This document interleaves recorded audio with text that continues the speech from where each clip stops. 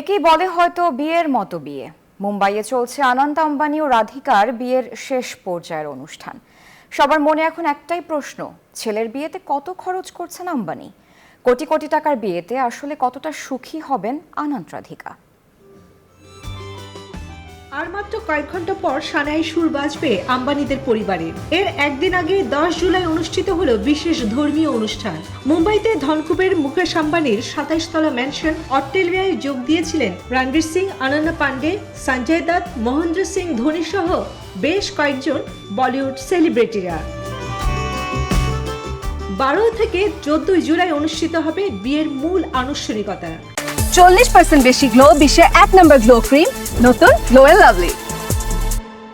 আনন্দ আম্বানির এই বিয়েতে $100 মিলিয়ন কিংবা 1000 কোটি টাকার মতো খরচ হতে পারে বলছে ভারতীয় সংবাদ মাধ্যম। তবে আসল অঙ্ক আরো বড় হতে পারে।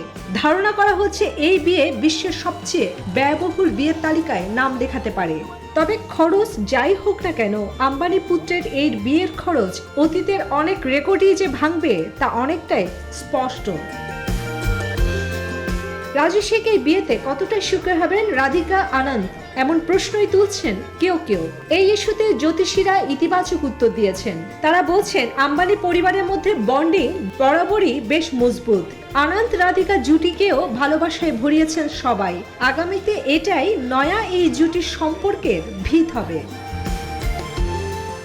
শুক্রবার আনন্দ আম্বানি তার দীর্ঘদিনের বান্ধবী রাধিকা মার্চেন্টের সঙ্গে গাঁটছড়া বাঁধবেন।